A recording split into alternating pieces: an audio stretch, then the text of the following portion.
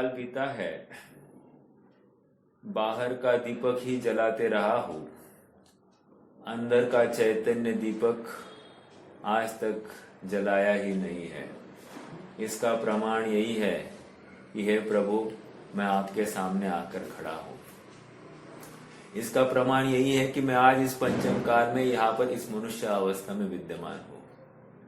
अब मुझे कुछ ऐसा करना है कि मैं जल्द से जल्द मुक्ति की तरफ प्रयाण कर लूं। घर में रहना ये कोई शान शौकत या मेरी इज्जत का ये कोई कारण नहीं है। घर में रहना तो एक अपराध है, मजबूरी है। और जब तक मुझ में ऐसी ताकत नहीं आती कि मैं घर के बाहर नहीं निकल पाऊं, तब तक मैं घर में रहकर ही कुछ ऐसा अभ्यास करूं कि मैं जल्द से जल्द अपना कार्य करूं और आगे बढ़ जाऊं। एक प्रवचन सार की अपेक्षा अपन चर्चा करेंगे। एक आत्मा में एक शक्ति है, परिणम्य परिणामकत्व शक्ति। बहुत जबरदस्त शक्ति है। क्या है शक्ति? परिणम्य परिणामकत्व शक्ति। इसका फंक्शन जरा विचार करना है। फंक्शन मतलब ये अपने आत्म वस्तु की बात है, अपने आत्म वैभव की बात है। ये अपनी लक्ष्मी है। लक्ष्मी लक्ष्मी वो नहीं है जो बाहर में मिलती है। लक्ष्मी तो ये है मेरे आंतरंग वैभव। और इस वैभव की तो प्राप्ति करनी है। बाहर की रिद्धियां मिले नहीं मिले, संपदा मिले नहीं मिले, इससे कोई बहुत हीनादिकता नहीं है, नुकसान नहीं है। लोक में अन्य मत तो कहते हैं पहला सुख निरोगी काया, दूसरा सुख घर में हो माया, तीसरा सुख सुशील पत्नी, ऐसा कुछ है ना। कहने की बात इतनी है, ये सब ठीक है, सब व्यवहार के कथन है, लेकिन परमार्थ कथन पहला सुख अपना आत्मा का आश्रय है, फिर बाकी सब है नहीं तो नहीं है, गौण है, उपेक्षित भी हो सकते हैं। उनके लिए कोई अवसर नहीं है अपने पास में, क्योंकि समय बहुत कम है ना। समय होता तो उसका विचार किया जाता, लेकिन समय ही नहीं है आज इन सब के बारे में सोचने के लिए। इसलिए इनके बारे में सोचकर अपना ज्ञान को व्यर्थ गंवाना ये भी समझदारी नहीं है। और एक बात, बहुत अच्छी बात है, विचारणीय। हम कहते हैं कि हम विदेश क्षेत्र जाएंगे और वहां पर धर्मार्जन करेंगे। अबुद्धिपूर्वक ऐसा राग इस पंचम काल में जितने भी थोड़े बहुत स्वाध्यायी जीव होते हैं, इनमें ऐसा पड़ा रहता है। और ये सबसे बड़ा मिथ्या तो पल रहा है अपने में, ये थोड़ा समझना। ऐसा कैसे कह रहे आप? कह रहे वहां जाकर ही मुझे ज्ञान होगा। देखो इस धारणा के पीछे क्या है मालूम है? वहां जाकर ही मुझे ज्ञान होगा, ऐसी मेरी मिथ्या मान्यता पुष्ट है। समझ में आ रहा है क्या? वहां पर जाकर ही ज्ञान होगा, मतलब अभी हो रहा है वो ज्ञान मानता ही नहीं है। समझ में आ रहा है क्या? अभी जो हो रहा है उसे ज्ञान मानता ही नहीं है। अर्थात इतने समय के लिए अज्ञानी बना रहना इसके लिए इसको स्वीकार है। कैसी इसकी मति है? और जो इतने समय के लिए अज्ञानी बना रहना स्वीकार करता है, वो कैसे विदेश क्षेत्र को प्राप्त करेगा? नहीं ही करेगा। समझ में आ रहा है क्या? विदेश क्षेत्र जाने के लिए अलग जाति का पुण्य और सब लगते ही, सारी वो इक्वेशन कैलकुलेशन बैठनी चाहिए, तब जाकर वहां पर मिल जाएगा। क्योंकि जाएगा तो जरूरी नहीं है कि आर्यखंड में ही जाए, मलेच्छ खंड में गया तो गया ना। सब इतना सब किया कराया, सब पानी फिर गया, एक मनुष्य भोग भी चला जाएगा। आइए, मैं तो एक शक्ति की बात कर रहा था, परिणम्य परिणामकत्व शक्ति। कोई आप में से जानता है कि परिणम्य परिणामकत्व शक्ति का अर्थ क्या है? किसी ने सुना है? एक जस्ट एक बता सकते हैं कुछ?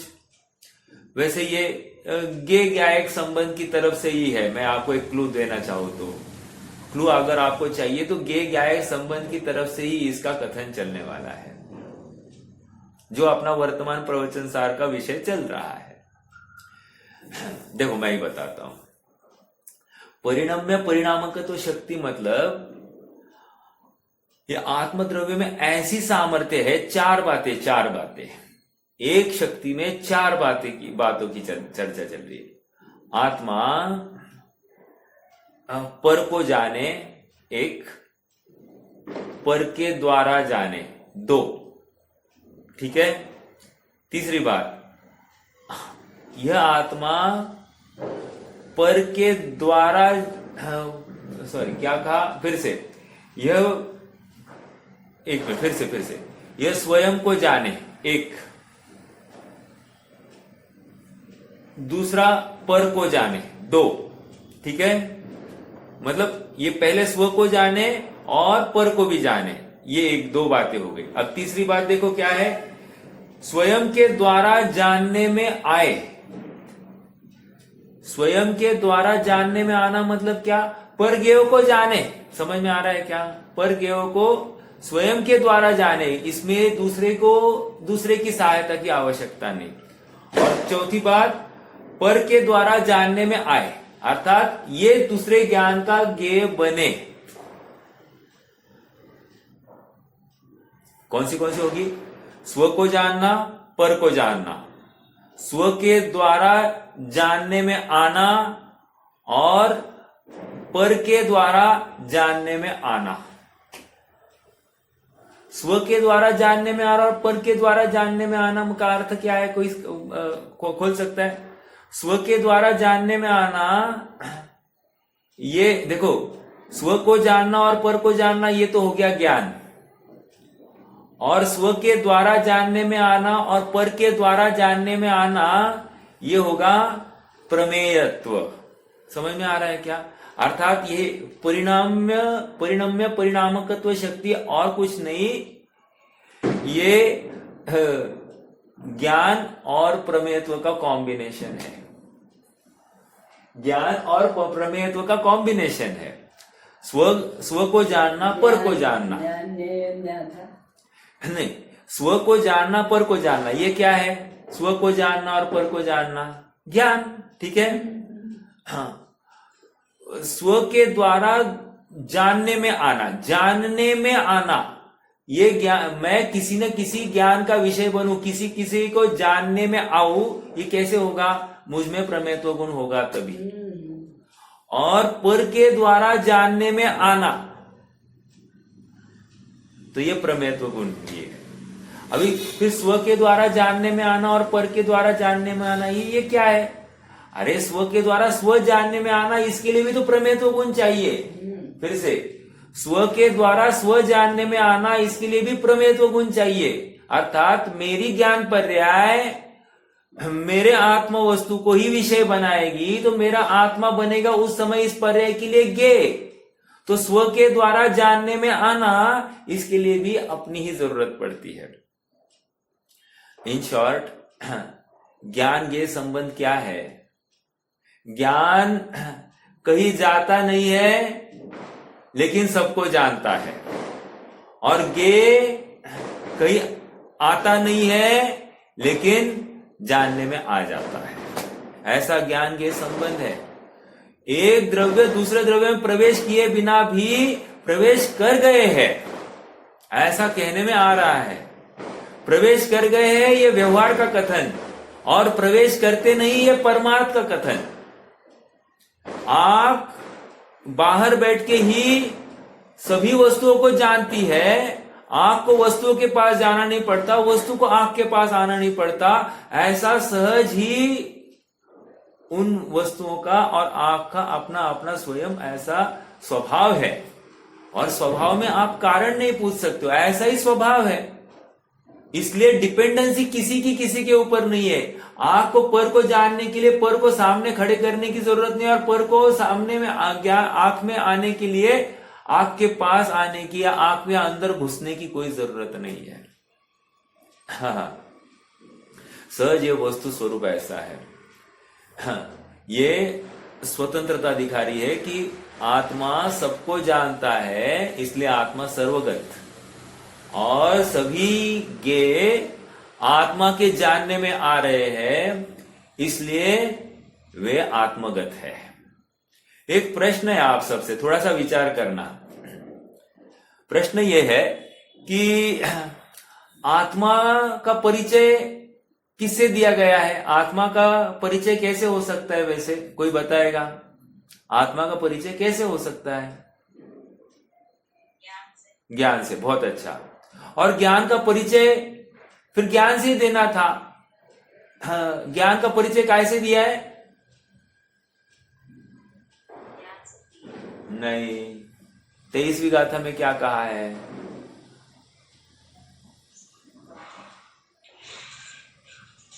आत्मा ज्ञान प्रमाण 1, ज्ञान ज्ञेय प्रमाण 2, ज्ञेय लोकालोक 3, और इसलिए ज्ञान लोकालोक प्रमाण। समझ में आया? अर्थात ज्ञान का परिचय ज्ञेयों के माध्यम से दिया जा रहा है। समझना, आपने आंसर जो दिया, आंसर गलत नहीं था। सचमुच लॉजिकली ज्ञान का परिचय ज्ञान से ही देना चाहिए था, लेकिन ज्ञान का परिचय ज्ञेयों के माध्यम से दिया जा रहा है। ऐसा क्यों किया होगा? कोई लॉजिक? और को भी देखता है ना, ज्ञेयों का परिचय है ना। फिर से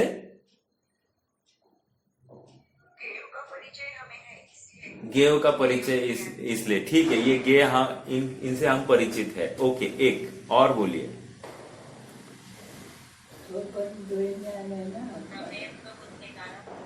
प्रमेयत्व गुण के कारण। हाँ, मेरा प्रश्न ये है कि ज्ञान का परिचय कराने के लिए ज्ञेयों का परिचय कराना क्यों जरूरी समझा?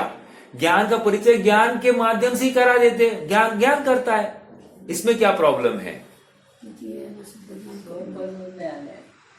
अरे नहीं, गलत कह रहे आप, गलत है। नहीं, देखो ऐसा है, ज्ञेय का परिचय इसलिए कराना क्योंकि इसको अपने स्वरूप सामर्थ्य का विश्वास कराना था। क्या कह रहे हैं? स्वरूप मतलब ज्ञान का सामर्थ्य कितना है, ये इसका अभी तक इसको विश्वास नहीं है। ज्ञान की क्या ताकत है, और ताकत लोकालोक को जानने की है, लोकालोक को जानने की है। एक एग्जाम्पल, प्रश्न नहीं, एग्जाम्पल ही दे रहा हूं। मान लो हमको कोई एक निबंध लिखना है। मान लो ये प्रवचन सार ही 275 गाथाएं अपने को लिखनी है, ठीक है? तो कितना टाइम लगेगा? 275 गाथा लिखने के लिए कितना टाइम लगेगा? मान लो 1 दिन, 2 दिन, 2 दिन लगेंगे। एग्जाम्पल नॉन स्टॉप लिखते गए, आचार्य एक हफ्ते भर में लिख दिया होगा। थोड़ा सा अतिशोक्ति नहीं करेंगे, हफ्ते भर में लिख दिया, क्योंकि निरंतर आत्मानुभव आदि सब बातें करनी है। 7वां गुणस्थान महत्व का है, 6वां गुणस्थान इज यूजलेस, उसकी जरूरत नहीं है, लेकिन आ जाता है तो करना पड़ता है। 7वां गुणस्थान का ही उनका कॉन्ट्रैक्ट है, तो हफ्ते भर में किया होगा प्रवचन सार। प्रश्न ये है, लिखने के लिए हफ्ता लग गया है, और ज्ञान करने के लिए कितना टाइम लगेगा? एक समय में एक बात। अब ये तो मात्र प्रवचन सार की बात हो गई। भगवान के ज्ञान में 3 लोकवर्ती सभी ज्ञेयाकार झलक रहे हैं। ज्ञेय आकार का अर्थ क्या लेना? उनके द्रव्य गुण पर्याय ये झलक रहे हैं। 3 लोक की त्रिकालवर्ती द्रव्य गुण पर्याय उनके ज्ञान में झलक रहे हैं। और एक याद रखना, आकार ज्ञानाकार या ज्ञानाकार होता है या ज्ञेयाकार होता है, इसका अर्थ कोई प्रदेशत्व गुण नहीं लेना। मैं बार बार स्ट्रेस कर रहा हूं, क्योंकि भ्रांति है, मेरी स्वयं की भ्रांति थी, इसलिए मैं बार बार कह रहा हूं कि ज्ञेय आकार के माध्यम से कोई प्रदेशत्व गुण वाली वो व्यंजन पर्याय नहीं लेना। यहां पर ज्ञेयाकार का अर्थ ज्ञेयों के द्रव्य गुण पर्याय ये सारे भगवान के ज्ञान में झलकते हैं।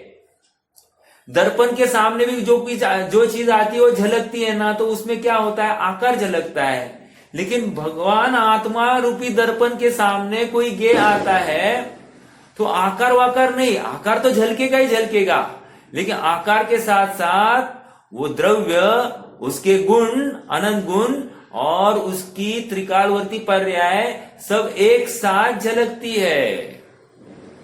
ऐसी अद्भुत अद्भुत सामर्थ्य का धनी ये अपना ज्ञान है। समझ में आ रहा है? ये मेरा ज्ञान इतने सामर्थ्य का है, और ये ज्ञान जिसके आश्रित है, ऐसा आत्मा कितना पावरफुल होगा, उसकी क्या महिमा होगी, ये हमको अब पता चलती है। मतलब इतनी संपदा को एक साथ एक समय में अपने में समा के ले, इतनी ताकत इसमें अभी पड़ी है, ऐसी इसकी सामर्थ्य है। देखो बुंदेलखंड साइड में एक कहावत चलती है ना, कहावत ये चलती है कि मेरी कुतिया अगर चाहे ना शेर को एक झटके में फाड़ के खा ले, लेकिन करेगी नहीं वो। समझ में आया क्या? वहां की बात है। ये कथन किस अपेक्षा है? सामर्थ्य की अपेक्षा। सामर्थ्य। दूसरा और एक कथन देता हूं आपको। हाँ, इंद्रों में कितनी ताकत होती है कह रहे हैं? इस त्रस नाली को उल्टा पुल्टा कर दे, इतना इस इंद्र में ताकत होती है। आइए, ये बात आती है। कह रहे इतनी सामर्थ्य है, लेकिन कभी करेंगे नहीं। सामर्थ्य एक बात, और करेंगे नहीं ये दूसरी बात। लेकिन यहां पर कह रहे हैं जो अपने इस ज्ञान के सामर्थ्य को समझेगा, तीन लोक तीन काल को जानने की सामर्थ्य है, ऐसी जिसको प्रतीति हो जाती है, ऐसा जिसे विश्वास हो जाता है, वो उसको अपने ज्ञान के अलावा अन्य कुछ भी महिमावंत दिखाई नहीं देता। और ये ज्ञान जिसके आश्रित है, वो आत्मा ही कितना पूज्य भाषित हो जाएगा, महिमावंत हो जाए, महिमा आएगी अपने आत्म स्वरूप की, तो अन्य यहां वहां पामर होकर देखेगा ही। समझ में आ रहा है क्या? जैसे बहन जी आप कल कह रहे थे कि भगवान को देखकर अब हमको भगवान यहां दिखने लग गया, वहां नहीं देख रहा हूं, मैं अंदर देख रहा हूं। ये सबसे बड़ी उपलब्धि है अपने को ये स्वाध्याय के माध्यम से। नहीं तो आज तक हम वहीं पर तो देख रहे थे, हमको ये भान भी नहीं था कि मैं अंदर के वाले को देख रहा हूं या बाहर वाले को देख रहा हूं। हालांकि पहले ही बोल दिया है वो अद्वैत नमस्कार और द्वैत नमस्कार। द्वैत नमस्कार मतलब वहां पर पूज्य और पुजारी ऐसा भेद हो जाता है। अद्वैत नमस्कार में वहां भेद ही नहीं है, भेद ही नहीं है। ये भगवान को मैं अपने अंदर पे ही बिठा देता हूं। समझ में आ रहा है क्या? भेद नहीं आएगा। चलो, तो ज्ञान गेव में गया नहीं, गे ज्ञान में आया नहीं, ज्ञान गेव में गया नहीं फिर भी सर्वगत, और गे ज्ञान में आए नहीं फिर भी आत्मगत। और इसके लिए चक्षु का उदाहरण दिया। 30वीं 31वीं गाथा में महत्वपूर्ण बिंदु आया। कह रहे कि ये ज्ञान गया है, ये हमको आप कोई कारण देके, उदाहरण देकर समझाओ। वैसे चक्षु इंद्रिया का उदाहरण देकर समझाया है, लेकिन और एक उदाहरण दे रहे हैं। कह रहे इंद्रनील मणि। इंद्रनील मणि, कह रहे इंद्रनील मणि जिस प्रकार दूध में डाला जाए तो क्या होगा? कह रहे पूरा दूध नीला हो जाएगा। पूरा दूध नीला हो जाएगा, नहीं दिखाई देगा। दिखाई देना और हो जाने में फर्क है। हो जाना मतलब वो परिणमित हो जाना, लेकिन दिखाई देना अर्थात परिणमित नहीं हुआ है।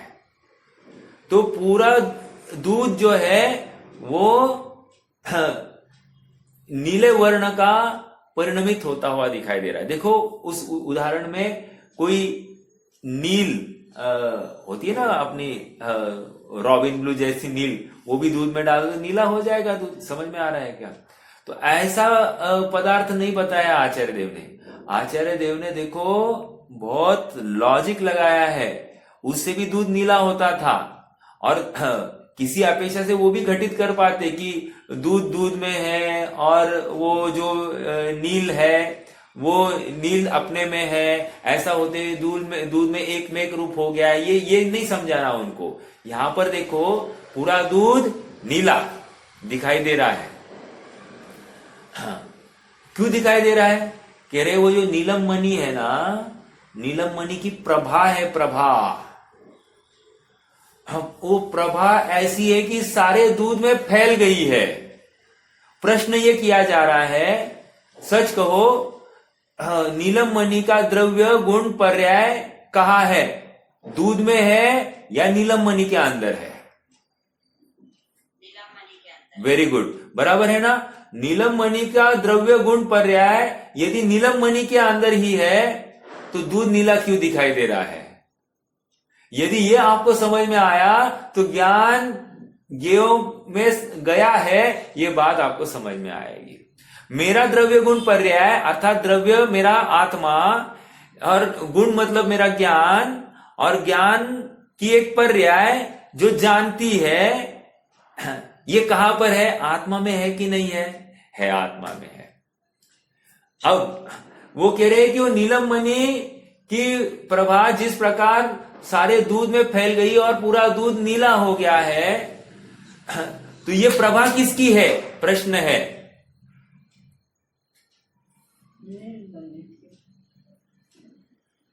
यदि आप दूध की कहोगे, क्या कहा? हाँ, प्रभा तो मणि की ही है। अब मेरा अगला प्रश्न, प्रभा मणि की है ये निश्चय से है या व्यवहार से है? मणि की है ये तो बात पक्की है, लेकिन वो निश्चय से है या व्यवहार से है? नहीं ना, नहीं, दूध में जो नहीं, मैं ये कह रहा हूं, दूध में जो नीला वर्ण आया है वो प्रभा, वो किसकी है? नीलमणि की है या दूध की है?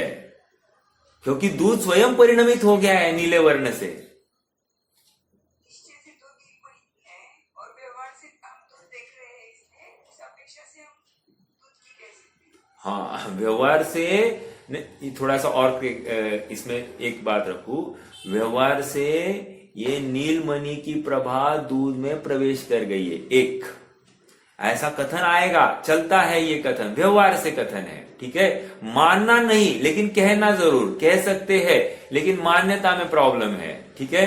देखो, पंडित जी साहब ने, टोडरमल जी साहब ने एक जगह पर व्यवहार नय का कथन क्या है? व्यवहार नय एक द्रव्य को दूसरे द्रव्य में मिलाकर कथन करता है, या एक द्रव्य में ही भेद करके कथन करता है, दो। लेकिन ऐसी मान्यता मिथ्या दृष्टि है। फिर से बोलू, तीन बातें बोल रहा हूं। व्यवहार नय एक द्रव्य को दूसरे द्रव्य में मिलाकर कथन करता है, अर्थात दो द्रव्यों को अभेद करके कथन करता है, एक।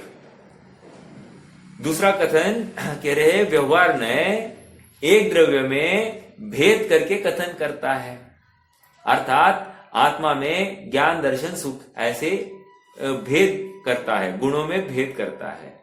तो ये क्या हो गया? ये भी व्यवहार। लेकिन अब थर्ड पॉइंट महत्व का है, लेकिन ऐसी मान्यता मिथ्या दृष्टि है। जो ऐसी मान्यता है कि दो द्रव्यों का एक रूप कथन करता है, वो मिथ्या दृष्टि। जो ऐसी मान्यता कि एक द्रव्य में भेद करके देखता है, तो वो मिथ्या दृष्टि। मान्यता अगर ऐसी है तो ये मिथ्या दृष्टि है, कथन करने में विरोध नहीं। अब ये नीलमणि की प्रभा दूध में गई है, ये कथन व्यवहार है। नीलमणि में ही है, नीलमणि की प्रभा नीलमणि में ही है। लेकिन आश्चर्य ऐसा है कि जब वो नीलमणि वो दूध में डाला जाए तो वो दूध भी नीले वर्ण का हो जाता है, मतलब दिखाई देता है। और इसलिए ऐसा कहा जाता है व्यवहार से कि नीलमणि की प्रभा दूध में प्रवेश कर गई है। समझ में आ रहा है क्या? लेकिन नीलमणि की प्रभा दूध में गई नहीं है। ये इतना उदाहरण के ऊपर स्ट्रेस क्यों दे रहा हूं? अब हमको नीलमणि की जगह पर क्या रखना है? नीलमणि की जगह पर ज्ञान रखना है। और दूध की जगह पर क्या करना है? गे अर्थात लोकालोक, लोकालोक को क्या करना है? दूध की जगह पर रखना है। इंद्रनील की प्रभा के स्थान पर क्या करना है? ज्ञान की वो पर्याय जो एक समय में जानती है, वो जानन वाली पर्याय कहा गई है? वो तो अपने आत्मा में ही है, देखा जाए तो आत्मा में होते हुए भी वो पर्याय कहां पहुंची है? कह रहे सर्वज्ञेयों में पहुंची है। क्यों पहुंची है? क्योंकि सर्वज्ञ जानने में आ रहे हैं, इसलिए सर्वज्ञेयों में पहुंची है।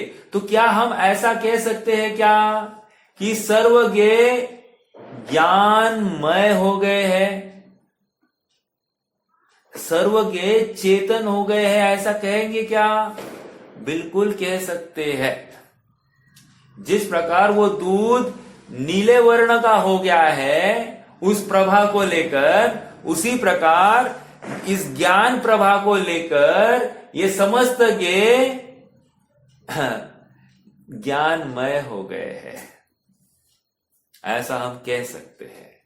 यही इसका स्टेटमेंट है, इसका अर्थ यही निकल रहा है। घबराना नहीं, लेकिन ये व्यवहार का कथन है। व्यवहार का कथन है। क्यों? क्या कहा?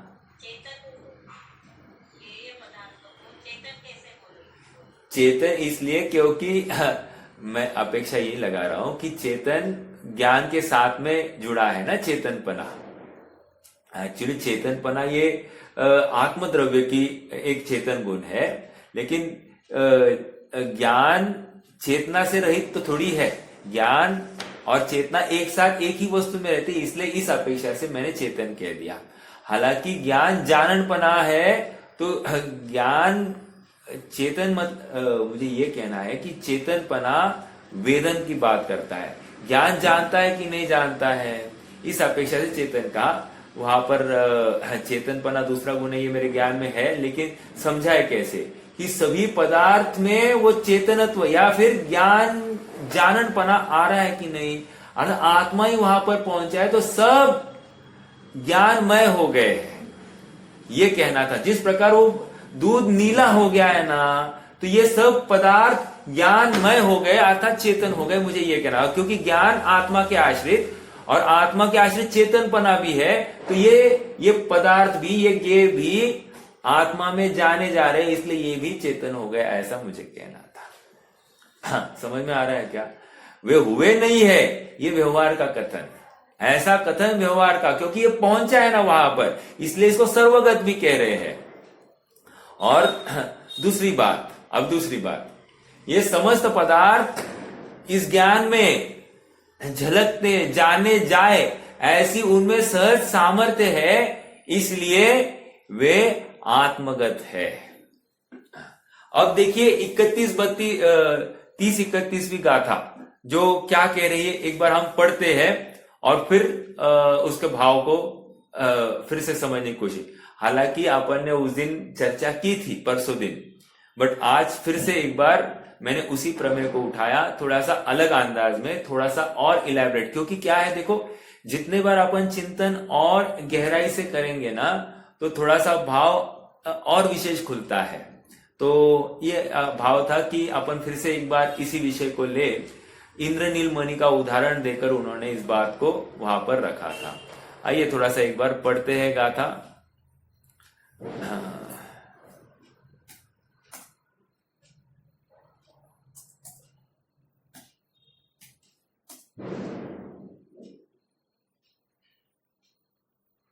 हाँ जी, हाँ, पेज नंबर है 152। गाथा देखो, गाथा पढ़ते हैं। रयणमिह इंद्रनीलम दुद्धज्य सियम जहा सभासाये अभिभूयम तम पिदुद्धम वट्टदितर्णानमठ्ठेषु। 31 यदि तेन सन्ति अट्ठा णाणेणाणं न होदि सौवगयं वाणाणं कहं नानठियाठा। हिंदी अनुवाद भी पढ़ लेते हैं। जो दूध में है व्याप्त नीलम रत्न अपनी प्रभा से, त्यो ज्ञान भी है व्याप्त रे निशेष गेय पदार्थ में। वे अर्थ ना हो ज्ञान में तो ज्ञान न हो सर्वगत। ज्ञान है यदि सर्वगत तो क्यों न हो वे ज्ञानगत। न्याय से बात सिद्ध कर रहे हैं। न्याय है, न्याय। न्याय मतलब तर्क के माध्यम से बात सिद्ध कर रहे हैं। यदि आत्मा, यदि वो इंद्रनील की प्रभा अगर दूध में नहीं जाए तो इंद्रनील मणि नहीं है। समझ में आ रहा है क्या? यदि वो इंद्रनील की प्रभा यदि दूध में ना फैले, दूध नीला वर्ण वाला दिखाई नहीं दे तो इंद्रनील मणि नहीं है। और आपको एक बात बोलूं, सचमुच आजकल इंद्रनील मणि मिलता ही नहीं है। जो नीलम के नाम पर बिका जाता है वो तो पत्थर है, और उसके लिए हम इतने पैसे देकर आ जाते हैं। आपको और एक बात बोलूं, मैं मेरठ को जाना हुआ था। वहां पर किसी ज्वेलरी शॉप में एक होलसेलर का था, वहां पर सर जाने का योग बना तो वो उनके पास डायमंड्स भी थे।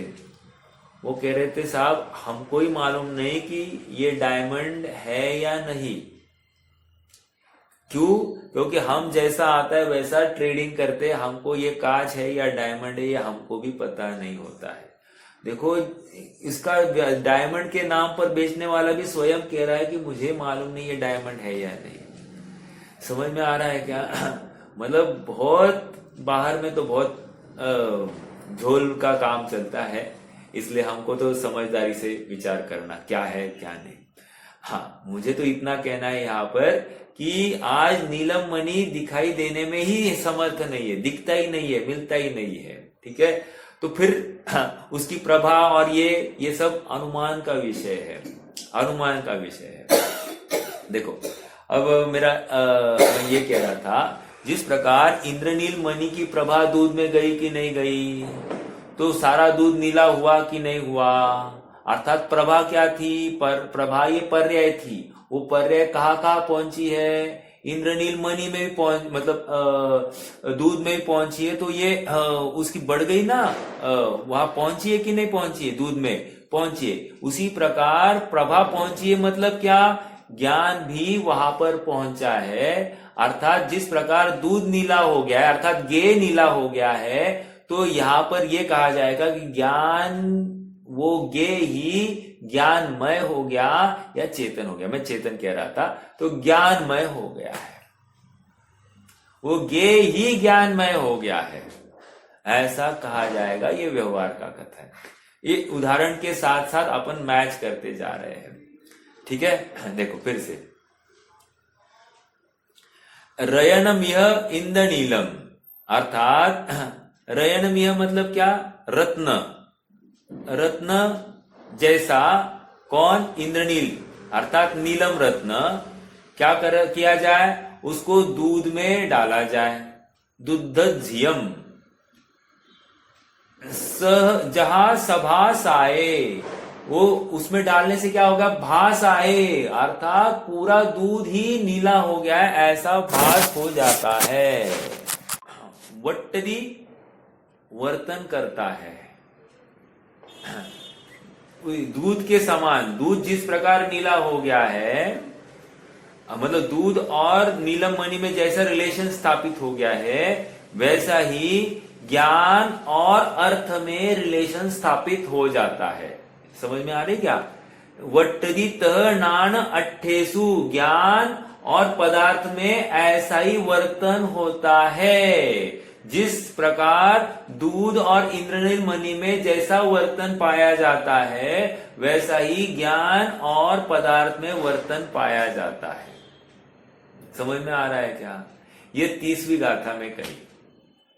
अब तीसरी गाथा में जो बात कह दी कि भाई ये ऐसा पहुंच गया, ये सिद्ध कर रहे हैं। अब कह रहे हैं कि अब नास्ति परक बात कर रहे हैं। देखो, जब कोर्ट में जाते हैं हम, तो हम क्या करते हैं, हमसे एक शपथ ली जाती है, जो कुछ कहूंगा सत्य कहूंगा। इतनी बात नहीं चलती है, उसके साथ साथ उसका अपोजिट भी बोला जाता है। क्या? सत्य के सिवा कुछ नहीं बोलूंगा। हाँ, मात्र इतना बोला जाए कि जो कुछ बोलूंगा सत्य कहूंगा, मतलब तो मैं ये भी बोल सकता हूं ना, मुझे जो मालूम है यही सत्य है, ऐसा बोलकर मैं सत्य बोल दूंगा। सत्य के सिवा कुछ नहीं बोलूंगा, मतलब वो बात सत्य ही होगी, अन्य प्रकार से नहीं होगी। मतलब जो सत्य उतनी होगी, अन्य प्रकार से, मुझे लगता है ऐसा अन्य प्रकार से नहीं होगी। तो वैसे ही यहां पर बात है। यहां पर क्या सिद्ध करने जा रहे हैं कि ये ज्ञान सर्वगत है। क्योंकि सर्वगत नहीं मानेंगे तो ज्ञेय आत्मा में आए हैं, अर्थात ज्ञेय आत्मगत है, ये भी हम नहीं कह पाएंगे। इसलिए आचार्य देव ने क्या सिद्ध किया, वो इंद्रनील मणि के माध्यम से वो मणि की प्रभा जिस प्रकार दूध में गई है, उसी प्रकार ज्ञान की प्रभा ये सर्वज्ञेय में गई है, ऐसा पहले सिद्ध किया। अब ये एक बार सिद्ध किया ना, तो क्या अभी इजी हो गया? जब ये पक्का है कि ज्ञान सब ज्ञेयों में गया, तो फिर उसने ज्ञेयों को जाना ही है। तो जब ज्ञेयों को जान लिया, तो ज्ञेय आत्मगत क्यों नहीं हो सकते? अर्थात हो ही सकते। ये अभी या तर्क दिया है, मतलब अगर ये हो सकता है तो ये भी होना चाहिए, ऐसा ये कह रहे हैं। जहां जहां ज्ञान है वहां वहां आत्मा है। इसका मतलब जहां आत्मा है वहां ज्ञान होना ही चाहिए। वैसे ही यदि ये ज्ञान सर्वज्ञेयों में गया है, तो फिर ये सर्वज्ञेय ज्ञान में आते हैं, ये बात सिद्ध हो जाती है, अर्थात वे आत्मगत हो जाते हैं। समझ में आया? देखो अभी, यदि तेन संति अट्ठा, यदि वे अर्थ ना हो, कहा ना हो, नाने, अर्थात वे पदार्थ ज्ञान में नहीं हो। पहली गाथा में क्या सिद्ध किया? वे पदार्थ ज्ञान में है। समझ में आया क्या? वे सारे पदार्थ ज्ञान में है। वो इंद्रनील मणि की प्रभा, नीली प्रभा वो दूध में है, अर्थात वो प्रभा वो मणि में के कारण ही है, मणि में ही है वो। समझ में आ रहा है क्या? वैसे ही यहां पर कह रहे हैं कि प्रभा, ये ज्ञान प्रभा उस ज्ञेय में है। आगे, यदि तेन संति अट्ठा नाने नाणम न होदि सर्वज्ञयम, अगर ये पदार्थ ज्ञान में नहीं हो तो क्या प्रॉब्लम होगा? ज्ञान सर्वगत कहा नहीं जा सकता। और यदि सर्वगत वो ज्ञान नहीं हो तो ज्ञान ने पदार्थ को जाना, ये हम नहीं कह सकते। अर्थात वे पदार्थ ज्ञानगत हुए, ये भी हम सिद्ध नहीं कर पाएंगे। इसलिए वे पदार्थ, ये आत्मा, ये ज्ञान सर्वगत है, ये बात पक्की, और सर्वगत होने से ये पदार्थ ज्ञानगत हुए हैं, ये बात भी पक्की। 28-29 में कहा कि ये कहीं जाता नहीं आता नहीं, पहले वहां से रिलेशन सिद्ध किया। तो जाता नहीं आता नहीं, फिर शिष्य को प्रश्न खड़ा हुआ, अगर जाता नहीं है आता नहीं है तो फिर इनमें संबंध कैसे हो रहा है? सर्वगत कैसे कह रहे हैं और आत्मगत कैसे कह रहे हैं? ये ज्ञान वहां पर गया नहीं तो सर्वगत नहीं, और पदार्थ ज्ञान में आए नहीं इसलिए आत्मगत नहीं, ऐसा शिष्य ने प्रश्न उठाया। तो फिर आचार्य देव ने उल्टा तर्क दिया, कह रहे हैं ये पहुंचे बिना ये जानने में आ ही नहीं सकते। समझ में आ रहा है क्या? हाँ, किसी ने विद्वान को पूछा, हाँ, पर का ज्ञान होता ही नहीं ना, तो विद्वान ने उसको कहा, मैं हूं ये तुमने जाना कि नहीं जाना? जाना ना, तो पर का ज्ञान हो गया, ये बात सिद्ध हो गई ना। और अगर उसके आगे का विद्वान होता, अभी तुमने क्या कहा, जो शब्द कहे वे शब्दों का ज्ञान तुम्हें है कि नहीं है? यदि तुम हाँ कहते हो तो पर का ज्ञान तुम्हें हो जाता है, ये बात पक्की है। समझ में आ रहा है क्या?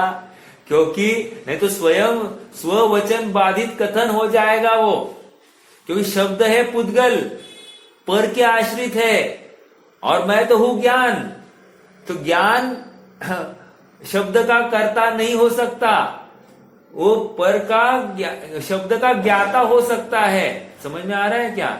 तो ये जिस माध्यम से ये बात सिद्ध हो जाती कि ज्ञान हो सकता है इस शब्द का, सामने वाले पदार्थ को जान रहे हैं अर्थात उसका ज्ञान हो सकता है, तो मेरे ज्ञान की हयाती सिद्ध हो गई ना।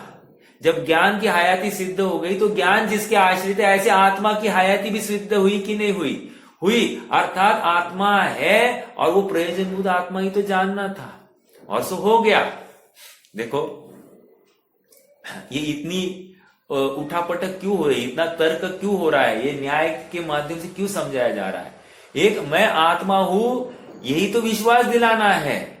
जो ज्ञान जिस आत्मा के आश्रित वर्तता है, तो वो ज्ञान के माध्यम से पहले गे का ज्ञान कराया, गे के माध्यम से अपना ज्ञान है ये भी नक्की कराया, और ये ज्ञान जिसके आश्रित है वो आत्मा भी नक्की कराया। अर्थात आत्मा की महिमा लानी है, उस आत्मा में स्थित कराना है। तकलीफ इस जीव की ये है कि ये गेय को जान रहा है, लेकिन इसको आत्मानुभव नहीं हो रहा है। समझ में आ रहा है? अभी मैं अगले तर्क की तरफ चल रहा हूं। गेय तो जानने में आ रहे हैं, लेकिन आत्मानुभव नहीं हो रहा है साहब। हाँ, आप बिल्कुल बराबर है, ये गेय सब जान रहे हैं और ये ज्ञान की रचना है, ज्ञान जान रहा है बराबर। अब मुझे आत्मानुभव क्यों नहीं हो रहा है? प्रश्न ये हो सकता है, बहुत लॉजिकल प्रश्न है। इसके लिए मैं थोड़ा आपको समय सार में ले जाऊंगा। समय सार बोलिए, कौन सी गाथा होगी?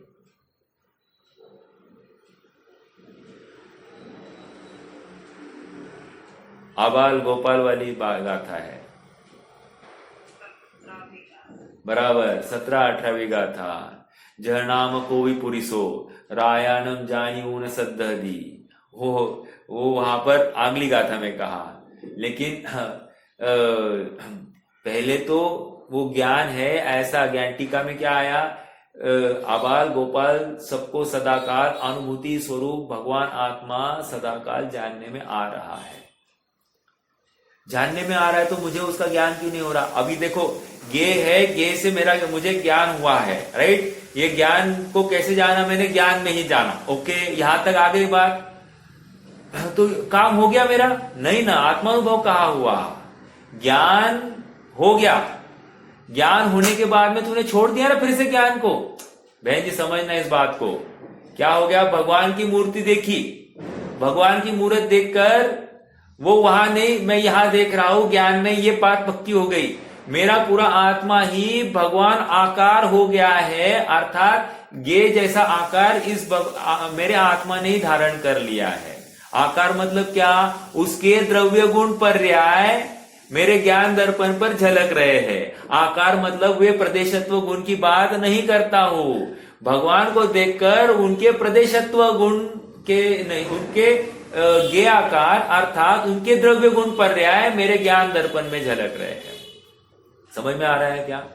मैं महावीर भगवान को देखता हूं तो महावीर भगवान की पूर्व पर्याय मारीची, भील, पुरुरवा भील आदि से लेकर त्रिपुष्ट नारायण सिंह, वो महावीर की पर्याय, उसके बीच में चक्रवर्ती महावीर की पर्याय, और फिर अब सिद्ध अवस्था, ये सब माला मेरे ज्ञान दर्पण में अर्थात ये ज्ञाकार हो रही है। मैं भगवान महावीर को देख रहा हूं तो ये पूरा मुझे द्रव्य दिखाई देना चाहिए। समझ में आ रहा है? ये ज्ञाकार है। ज्ञाकार इज नॉट ओनली वो मूर्ति झलक गई और मैं यहां पर देख रहा हूं, this is not only the ज्ञाकार। वो तो एक प्रतिभास हो गया, लेकिन ज्ञाकार के माध्यम से हम आपको और ज्यादा दिखाना चाहते हैं। ये आज तक बात नहीं हुई थी, आज नवीन बात आई है। समझ में आ रहा है क्या? ज्ञाकार में हम द्रव्य गुण पर्याय दिखा रहे हैं और इसको ज्ञाकार कह रहे हैं। ये मेरे ज्ञान दर्पण में झलक रहा है, जानने में आ रहा है। अब ये मैं इसको जान रहा हूं, ये मैं इसको जान रहा हूं, ज्ञान दर्पण में जो झलका मैं उसको जान रहा हूं। और ये क्या है? सब ज्ञान है। और ये ज्ञान किसके आश्रित है? उस आत्मा के आश्रित है। तो ज्ञान ने जाना, अब क्या मुझे अब ये जानने में आया, उसके माध्यम से ज्ञान पकड़ा, और ज्ञान इस आत्मा के आश्रित है, तो आत्मा पकड़ना। आत्मा यदि पकड़ लेता है मतलब आत्मा में ही जमता है, अपनत्व स्थापित करता है। ये पर पदार्थ मुझे कुछ भी सुख का कारण नहीं, न दुख का कारण है, ऐसा जो निर्णय हो जाता है, तो अपने आप इसकी पर से बुद्धि हट जाती है, पर से दृष्टि हट जाती है, स्वयमेव उसकी पर में अपनत्व बुद्धि छूट जाती है और स्वयं स्वत्व बुद्धि आ जाती है। हाँ। उदाहरण बहुत अच्छा दिया जाता है, डॉक्टर साहब का उदाहरण है। उदाहरण ये है, एक बच्चा है, वो बच्चा किसी कारणवश मेले में गुम जाता है। अब पति पत्नी का इकलौता बेटा था और बड़ी मन्नत से के बाद में ये बच्चा उनको उसका संयोग मिल गया था। अब योग ऐसा हो गया कि फिर से बिछड़ गया है, फिर से ये निस्संतान है आज के डेट में। अब पत्नी कहती है कि अपने को एक नौकर रखना अपने घर पर, तो थोड़ा सा काम में हाथ बटाया करेगा और थोड़ा सा मुझे भी अब उम्र के हिसाब से ज्यादा काम नहीं होते हैं। तो ठीक है, सेठ कहता है कि चलो मैं आज बाजार जाकर देखता हूँ और पूछता हूँ यहाँ वहाँ कि लड़का है कि नहीं, कोई लड़का मिल सकता है क्या। तो योग ऐसे बनता है कि वो एक हलवाई वाला जो था, उसका दोस्त था, उसको पूछा कि भाई एक लड़का चाहिए, काय के लिए चाहिए। बोला नौकर के रूप में रखूंगा, उसको खाना बना खिलाऊंगा पिलाऊंगा और थोड़े पैसे भी दे दूंगा, जरूरतमंद चाहिए, सब काम करने वाला चाहिए। बोला ठीक है।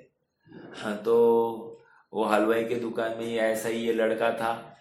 उसने कहा कि देखो ये लड़का है, चाहिए तो ले लो, वैसे ही मेरे कुछ काम का नहीं है, तुम चाहो तो तुम ले लो और उसको खान पान की व्यवस्था कर दो और उसको रख लो। इत्तेफाक से वो लड़का इनका ही खोया हुआ बेटा है। ओके, इनका ही खोया हुआ बेटा है। अब देखो लड़का सामने है और लड़के के जैसा व्यवहार नहीं है, नौकर जैसा व्यवहार है। प्रश्न ये किया जा रहा है कि ज्ञान हो रहा है कि नहीं हो रहा है। समझ में, लड़के का ज्ञान हो रहा है कि नहीं हो रहा है। कह रहे बिल्कुल लड़के का ज्ञान हो रहा है।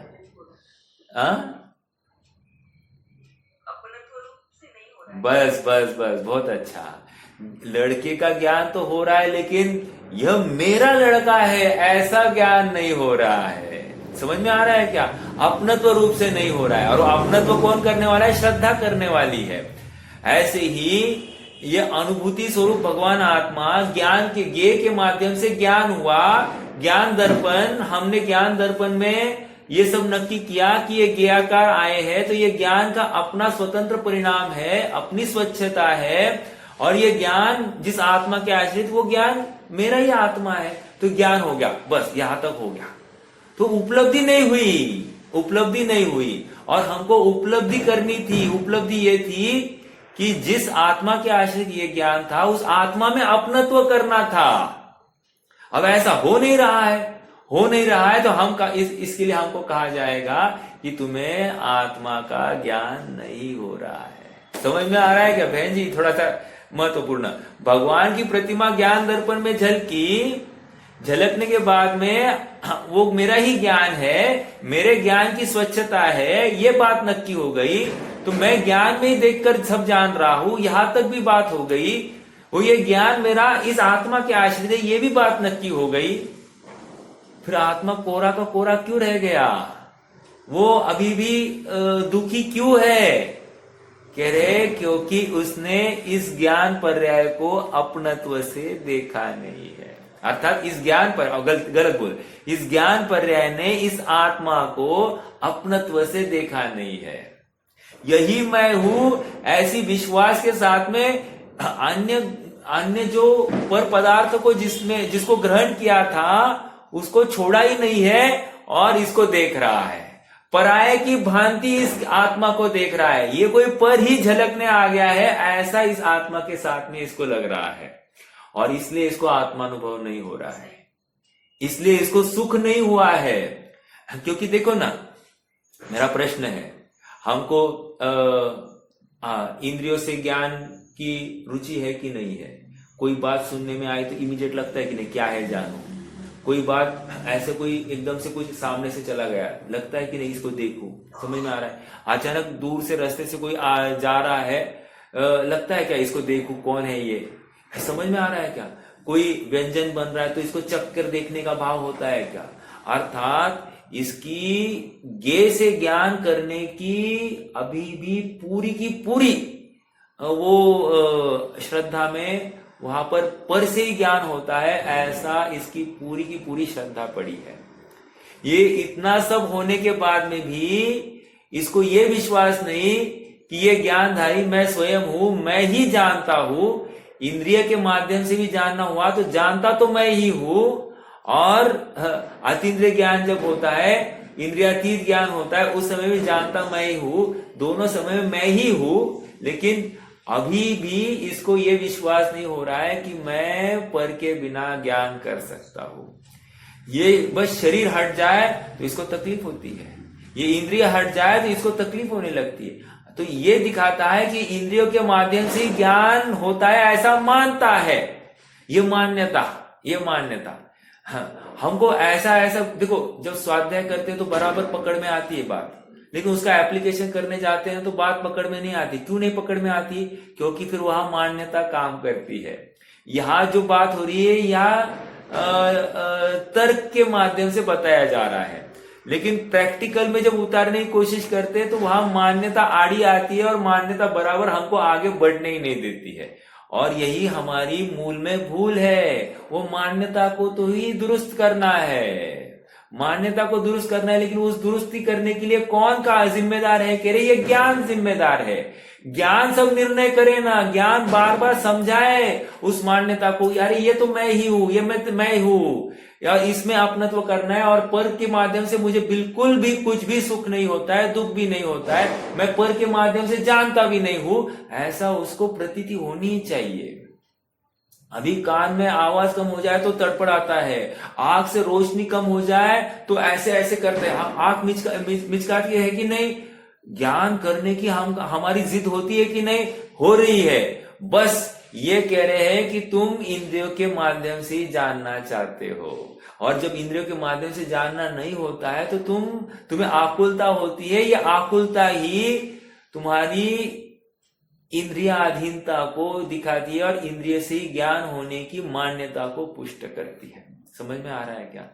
और इसी बात को यहां पर समझा रहे कि इंद्रिया से निरपेक्ष तू जानता है, तू इंद्रिया के सापेक्ष नहीं, इंद्रिया के निरपेक्ष जानता है, ये यहां पर समझा रहे हैं। द्रव्य क्षेत्र काल भाव हो तो ही मैं जानूंगा, ऐसा नहीं। इंद्रिया ऐसी हो तो मैं जानूंगा, ऐसा नहीं। शरीर स्वस्थ हो तो ही मैं जान पाऊंगा, ऐसा नहीं। प्रकाश हो तो मैं जान पाऊंगा, ऐसा नहीं। अरे इन सब के बिना भी मैं जान सकता हूं, ये विश्वास हमको नहीं है।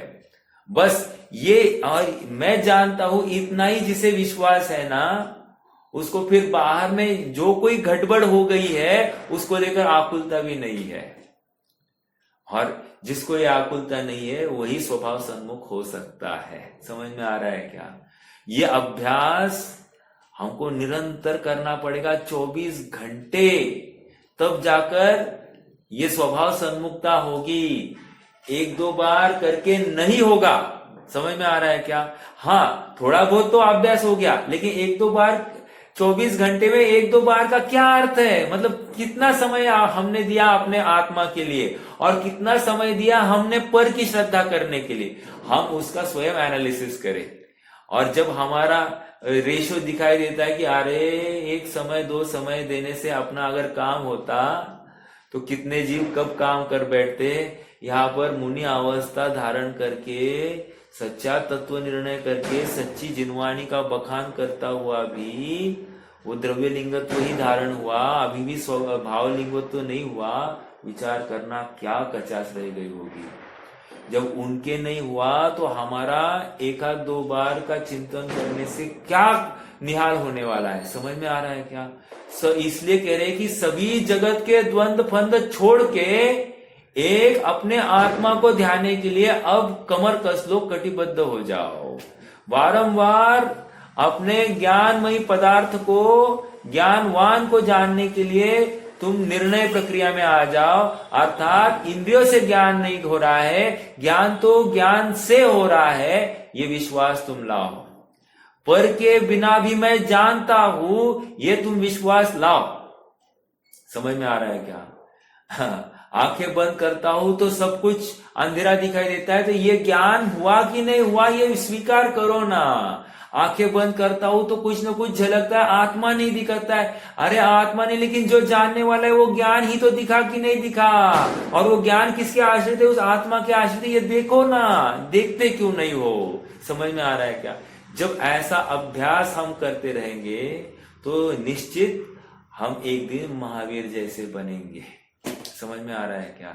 महावीर बनने की प्रक्रिया और कुछ नहीं है। जो महावीर ने प्रयास किया था, शरीर से भिन्न मैं आत्मा हूं ऐसा प्रतीति करने की, वही प्रतीति, वही निर्णय हमको भी करना पड़ेगा, लेकिन लॉजिकल तरीके से करना पड़ेगा।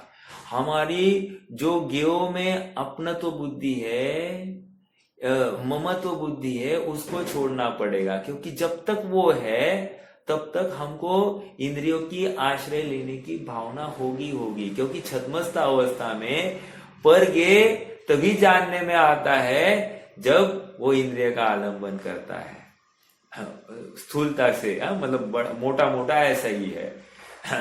इसलिए इसको इंद्रिय बुद्धि को त्यागना पड़ेगा और ज्ञान बुद्धि को ऊर्ध्व करना पड़ेगा, तब जाकर इसका काम होगा।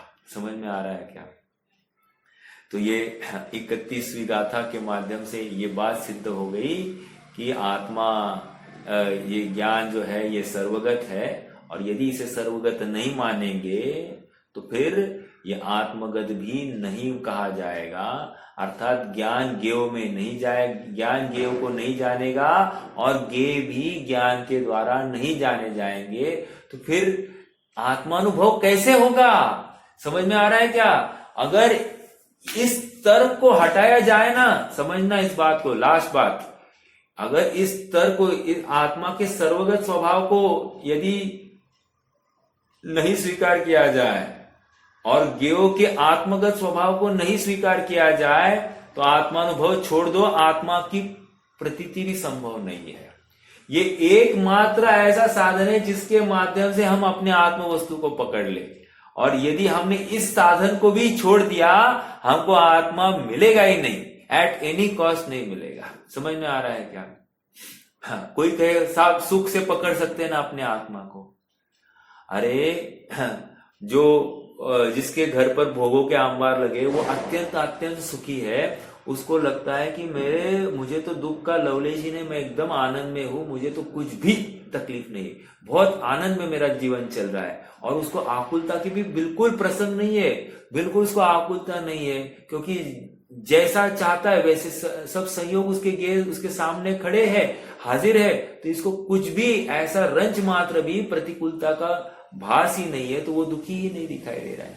अब ऐसे जीव को कहे कि, अगर ऐसा जीव कहे कि मैं सुखी हूं, तो क्या गलत कह रहा है एक्चुअली है तो सुखाभास, लेकिन ऐसा सुखाभास हो सकता है। हाँ, इसलिए यहां पर कह रहे हैं कि इंद्रिया से रहित जो अवस्था है वही सच्ची सुख वाली अवस्था है, और वो सुख ज्ञान के माध्यम से ही पकड़ा जा सकता है। वो सुख के माध्यम से आत्मा पकड़ा नहीं जा सकता। ज्ञान के माध्यम से ही सुख पकड़ा जाता है, ज्ञान के माध्यम से ही आत्मा पकड़ा जाता है। ज्ञान ही एक प्रबल साधन है जिसके माध्यम से हम आत्मानुभव कर सकते हैं, अन्य कोई भी साधन नहीं है। समझ में आ रहा है क्या? अन्य कोई भी साधन नहीं है। इंद्रिया के माध्यम से चाहे जितने क्रियाकलाप करो, लेकिन जब तक ज्ञान से यथार्थ निर्णय नहीं करते हो तब तक ये सारी क्रियाकलापों का कोई औचित्य नहीं है। समझ में आ रहा है क्या? इसलिए धर्म बहुत मुश्किल नहीं है, सच्ची सोच होना ये बहुत बड़ी बात है। हाँ, क्योंकि अनुकूलताएं तो बहुत सारी प्रदान की जा सकती है, कल भी मैं वही कह रहा था, लेकिन सच्ची सोच को तो हमको अपना अपना स्वतंत्रता से डेवलप करना पड़ेगा। और कोई हमको ये सोच नहीं दे सकता जब तक हम मैं ज्ञान हूं ये नक्की नहीं करते। तब तक ये मैं ज्ञान हूं ये नक्की जिस दिन हो जाएगा, हमारी सोच सही हो गई है और हमने एक कदम हम मोक्ष मार्ग की तरफ रख दिया है, ऐसा कहा जा सकता है। तब तक ऐसा भी नहीं कहा जाएगा, चाहे हम दिन रात 50 जिनवानियों का एकदम पक्की पढ़ के हमारी कंठपाठ हो गई हो तो भी कोई उपलब्धि नहीं होगी। समझ में आ रहा है क्या? ठीक है, आज के लिए रुकते हैं। कोई प्रश्न है तो रख सकते, नहीं तो